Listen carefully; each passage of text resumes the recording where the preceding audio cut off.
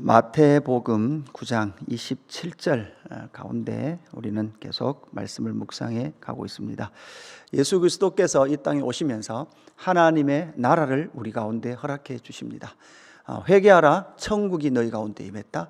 회개하라, 하나님의 나라가 너희 가운데 임했다. 예수님은 하나님의 나라의 왕으로 이 땅 가운데 오셨습니다. 그래서 예수 그리스도가 오신 것은 하나님의 나라가 이 땅 가운데 오게 된 것이죠.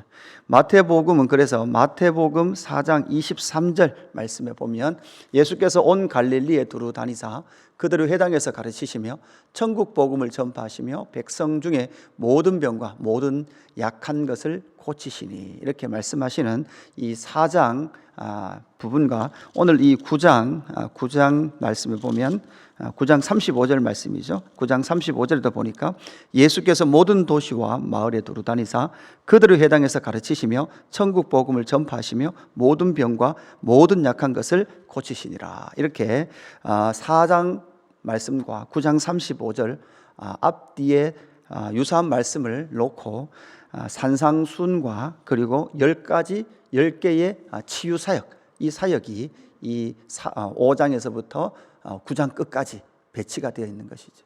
그래서 4장으로 넘어오면 5장, 6장, 7장에서는 하나님의 나라의 새로운 백성들에게 주시는 산상순의 하나님 나라 강령을 주신 이후에 이제 8장, 9장에서는 10개의 표적, 치유하시는 그 표적이 나타나게 됩니다. 그리고 이제 10장에서는 실제로 이제 제자의 삶이 어떠해야 되는지에 대해서 분명히 우리에게 말씀을 해주고 있는 그런 구조를 가지고 있습니다. 오늘로 27절 이후에 보면 두 가지 사역이 나오는데, 두 맹인을 고치시는 사역, 그리고 귀신 들려 말 못하는 자를 고치시는 이 사역으로 이제 10개의 사역이 마무리되게 됩니다. 오늘 27절 말씀에 보면 예수께서 거기에서 떠나가실새 두 맹인이 따라오며 소리질러 이르되 다윗의 자손이여 우리를 불쌍히 여기소서 하더니 이렇게 말씀하고 있습니다. 여기서 이 두 맹인은 예수님을 향하여 다윗의 자손이여 이렇게 부르고 있습니다. 다윗의 자손이다라는 것은 당시 1세기 이 예수님 시대에 다윗의 자손이여 이렇게 말할 때는 어떤 뉘앙스일까요? 어떤 의미일까요? 다윗의 자손이여 할 때는 당시에 이 사람들이 다윗의 자손이여라고 말할 때는 정치적 군사적 메시아를 상징하고 있습니다. 다윗 같았던 그 위대한 나라를 회복해 주실, 사실 그들이 실질적으로 기다렸던 메시아는 어떤 메시아였는가 하면 바로 이 다윗의 자손, 정치적이고 군사적 역할을 할 메시아를 기다렸습니다. 그래서 때로는 이 다윗의 자손이여라고 말하는 복음서에 나타나는 이 의미가 긍정적인 의미로 사용될 때도 있고 부정적인 의미로 사용될 때도 있습니다. 특별히 예수님이 요셉의 아들 이렇게 할 때 때로는 다윗의 자손이 아니냐, 이 말은 그냥 요셉의 아들이 아니냐라고 비아냥거릴 때 사용되는 단어이기도 합니다. 이 두 맹인이 예수님을 다윗의 자손이여 이렇게 부르고 있는데, 마태는 이 다윗의 자손이여라고 부르고 있는 이 예수님에 대한 어떠한 메시아적 그런 상징을 부정적이나 긍정적인 것으로 판단하지는 않으면서도 또한 이 다윗의 자손은 어떤 능력을 행하는 자로 나타나고 있습니까? 치유하는 자로 나타나고 있죠. 그래서 오늘은 이 다윗의 자손이 어떤 모습으로 나타나고 있는가, 특별히 마태복음에서 다윗의 자손, 이 본문에서 다윗의 자손은 어떤 일을 행하시는가라는 것을 우리가 살펴볼 필요가 있습니다. 이 다윗의 자손이라는 것은 다윗의 언약의 성취죠. 이 다윗의 언약의 성취에 우리도 들어가게 해주십시오라고 요청하고 있는 이 두 맹인의 요청이다라는 것이죠. 그러면서 이 다윗의 자손을 마태는 이 치유 사역을 통해서 어떻게 우리에게 보여주고 있습니까? 이 다윗의 자손이신 예수 그리스도는 먼저는 불쌍히 여기시는 분이시다, 불쌍히 여기시는 메시아다라는 것을 우리에게 보여주고 있습니다. 긍휼히 여기시는 메시아이십니다. 예수님의 이 10대 치유 사역, 사실 이 마태는 특별히 이 다윗의 자손 예수 그리스도의 그 사역을 치유하시는 사역에 계속해서 집중하고 있습니다.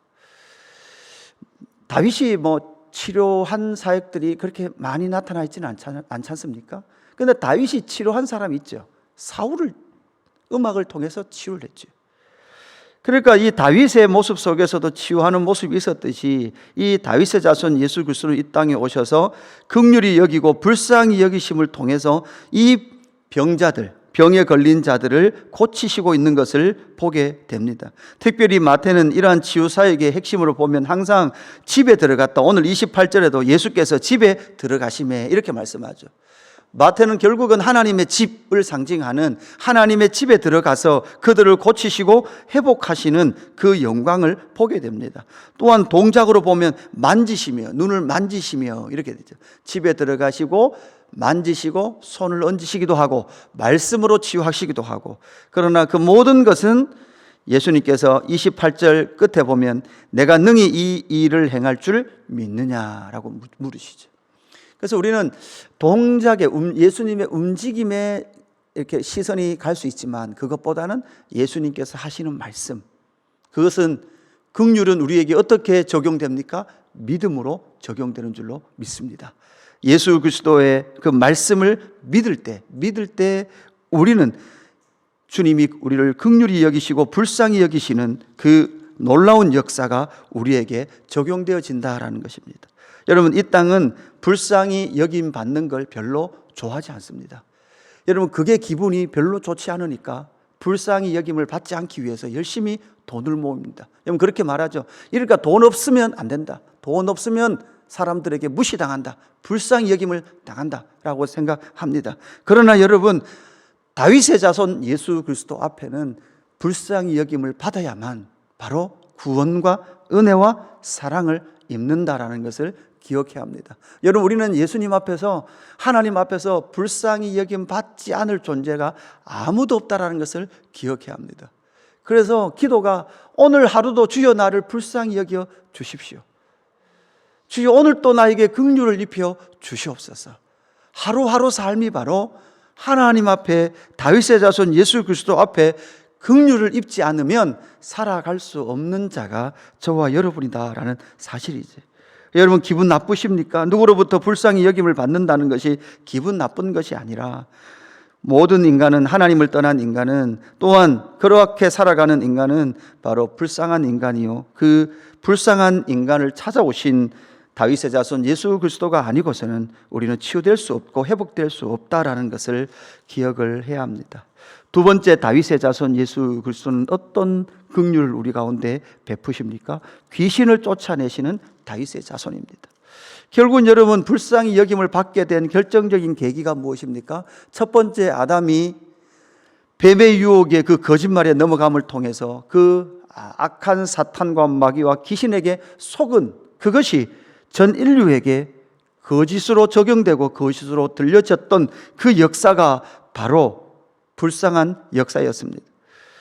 다시 한번 32절에 보니까 그들이 나갈 때 귀신 들려 말 못하는 사람을 예수께 데려오니 귀신이 쫓겨나고 말 못하는 사람이 말하거늘 무리가 놀랍게 여기르되 이스라엘 가운데에서 이런 일을 본 적이 없다 하되, 이렇게 말합니다.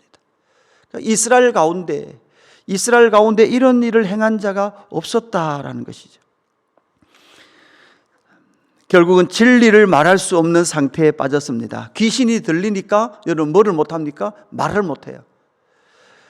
그러니까 예수 그리스도를 만나기 전에 하는 말은 다 사실은 비진리의 말이에요. 그죠? 공중권세 잡은 자는 어떻게 말하게 합니까? 다 제 것을 말하게 해요. 여러분, 우리는 성도인 우리는 말할 때 예수 그리스도께서 말씀하신 진리의 성경의 기초에서 말을 해야 됩니다. 내 감정, 내 생각, 그게 옳은 게 아니고, 내 생각과 내 감정과 내 경험과 내 상처가 옳은 게 아니고 뭐가 옳습니까? 예수 그리스도의 말씀이 옳습니다. 여러분, 내 생각, 내 경험, 내 지식은 잘못하면 공중권세 잡은 자에게 사로잡힌 말일 수 있어요. 내 경험이 어떠하든 간 진리의 말씀이 그러하면 그러하다라고 받아야 합니다. 내 생각이 어떠하든 간 진리의 말씀이 그러하다면 그렇게 말해야 합니다. 그러고 보니 저도 돌아보면 진리의 말씀보다는 내 감정, 내 생각, 내 확신을 말할 때가 많구나. 그럴 때마다 사실 우리는 공중권세 잡은 자가 자기 말을 하도록 끊임없이 우리를 속이고 있다는 사실을 잘 발견할 때 우리는 끊임없이 예수 그리스도께서 주신 그 진리의 말씀을 말할 수 있다라는 것을 우리에게 알려주고 있습니다. 34절에 보면 바리새인들이 이르되 그가 귀신의 왕을 의지하여 귀신을 쫓아낸다 하더라. 그러니까 지금 이 바리새인들은 어떻습니까? 이 바리새인들은요 바로 이런 사람들이에요. 내 말이 다 옳다. 내가 다 율법대로 한다. 내가 열심히 하면 하나님 나라가 임한다. 이렇게 생각하고 있었던 바리새인은 지금 뭐 하고 있는 거예요? 비진리를 말하고 있는 거예요. 예수님을 뭐로 만드는 거예요? 귀신의 왕으로 만드는 귀신의 왕. 사마귀라 그랬잖아요. 사탄 마귀 귀신의 왕으로 예수를 옹립하고 있는 거예요. 이 끔찍한 죄를 짓고 있는 바리새인. 그래서 예수님은 이들을 향하여 회칠한 무덤이다, 독사의 자식들이다 라고 책망하시는 것이죠. 저와 여러분이 혹시 바리새인의 자리에 앉아 있지는 않은지 오늘 이 하루 잘 자신을 돌아보는 귀한 은혜가 있기를 축복합니다. 마지막 다윗의 자손, 이 다윗의 자손이신 예수님은 어떤 일을 하십니까? 함께 추수하는 다윗의 자손이다라는 것을 우리에게 말씀해 주고 있습니다. 37절에 보니까 이에 제자들에게 이르시되 추수할 것은 많되 일꾼이 적으니 그러므로 추수하는 주인에게 청하여 추수할 일꾼들을 보내주소서 하라 하시니라. 그렇게 하고 이제 12 제자에게 추수는 어떻게 하는 것이다 라는 것을 10장에서부터 길게 제자들에게 말씀해 주고 있습니다. 여러분 함께 추수를 하기를 원하십니다. 예수님 혼자 추수하는 것이 아니라 예수님 이제 12 사도들에게 그 추수할 일을 맡겨 주시는 것이죠. 그래서 예수님은 도시와 마을을 두루 다니면서 가르치시고 천국 복음을 전파하시며 치유하는 일을 하십니다. 여러분 왜 추수를 해야 합니까? 36절에 보니까 무리를 보시고 불쌍히 여기시니, 여러분 또 불쌍히 여기시죠. 왜 불쌍합니까? 그들이 목자 없는 양과 같이 고생하며 기진하고 있기 때문에. 여러분 목자 없이 없는 양과 같이 고생하며 기진하는 자들에게는 무엇이 필요합니까? 목자가 필요합니다. 목자가. 그래서 목자가 되어주는 것이죠. 그래서 예수님은 베드로에게 네가 목자가 되어주라 라고 말씀했습니다. 그리고 이 베드로는 알고 있었습니다. 예수 그리스도가 목자장이라는 것을 알고 있었습니다. 민수기 27장 17절 말씀에 보면, 여러분 민수기잖아요. 민수기. 아예 모세오경 출애굽 광야 가운데 그로 그들 앞에 출애굽하며 그들을 인도하여 출입하게 하사 여호와의 회중이 목자 없는 양과 같이 되지 않게 하옵소서. 이미 출애굽할 때부터 광야에서부터 그들 가운데는 목자가 있어야 된다. 목자 없는 양과 같이 되지 않게 해주십시오라고 말했지만 에스겔서 34장 5절에 보면 이렇게 말하죠. 목자가 없으므로 그들이 흩어지고 흩어져서 모든 들짐승의 밥이 되었도다. 포로지에 잡혀가 있는 그 백성들을 향하여서 이렇게 그들이 목자가 없으므로 그들이 흩어졌고 모든 들짐승의 밥이 되었다 이렇게 말하죠. 예수님도 마찬가지죠. 군병들이 자신을 잡으러 올 때 목자를 치리니 양이 흩어지게 될 것이다. 스가랴 선지자가 예언했던 그 예언의 성취다. 그러나 너희는 곧 다시 진짜 그 목자 앞으로 다시금 모이게 될 것이다 라고 말씀해 주고 있는 것이죠. 여러분 이 다윗의 자손이라는 것은, 다윗의 후손이라는 것은 이렇게 긍휼의 메시아이기도 하지만 사실 이 추수할 것은 많대라고 연결되는 이 다윗의 자손은 또한 종말론적 심판적 메시아다라는 것도 기억해야 합니다. 예수님께서 스스로 이 요한계시록 22장이 22장에 가면 자기 자신을 어떻게 소개하는가 하면 나는 다윗의 뿌리요 자손이니. 여러분 나는 다윗의 뿌리요라고 말씀하고 그 다음에 자손이니 이렇게 말해요. 그러니까 뿌리면 뿌리지, 자손이면 자손이지. 뿌리라고도 말씀하시고 또 뭐라고 말씀하시고요? 자손이다. 그러니까 마태복음이 아브라함과 다윗의 자손, 예수 그리스도 이렇게 시작하잖아요. 그러니까 혈통 이 오는 대로 따지면 다윗의 자손이죠. 그리고 그러나 다윗보다 먼저 계셨기 때문에 다윗의 뿌리다라고 말씀하고 있습니다. 이것이 요한계시록 22장, 그러니까 요한계시록 마지막이잖아요. 성경 마지막에 자신을 다윗의 뿌리요 다윗의 자손이다. 그래서 이 다윗의 자손이라는 말은 결국 종말론적 메시아라는 것을 함께 내포하고 있다라는 것을 기억해야 합니다. 우리 주님은 결국 무엇 하십니까? 심판주로 설 것입니다. 구원주로 오셨던 그분께서 마지막 재림주로 서실 때는 심판주로 서실 겁니다. 추수하여서 알곡은 곡간에 드리고 쭉정이는 불에 태우실 겁니다. 이것이 바로 공의입니다. 사랑의 주님께서 어떻게 그렇게 할 수 있습니까? 주님은 사랑으로도 만족하셔야 되고 공의도 만족하셔야 될 심판주다라는 것 또한 우리에게 알려주고 있는 것이죠. 그래서 그날이 도래하기 전에 나의 사랑하는 제자들아, 나의 사랑하는 자들아, 함께 추수하자, 함께 일하자라고 요청하고 계시는 것이죠. 그래서 오늘 이 다윗의 자손 예수 그리스도를 함께 묵상하면서 이 예수 그리스도의, 다윗의 자손 예수 그리스도의 어떠함을 여러분 깊이 묵상하시고 저와 여러분의 삶에 적용하는 귀한 은혜가 있기를 주님의 이름으로 축복합니다. 기도하겠습니다. 아버지 하나님 감사합니다. 다윗의 자손 예수 그리스도께서 이 땅에 오셔서 긍휼히 여기시고 불쌍히 여기셔서 치료해 주시고 고쳐 주시고 살려 주시는 그 위대한 표적 기사를 보여주셔서 감사함을 드립니다.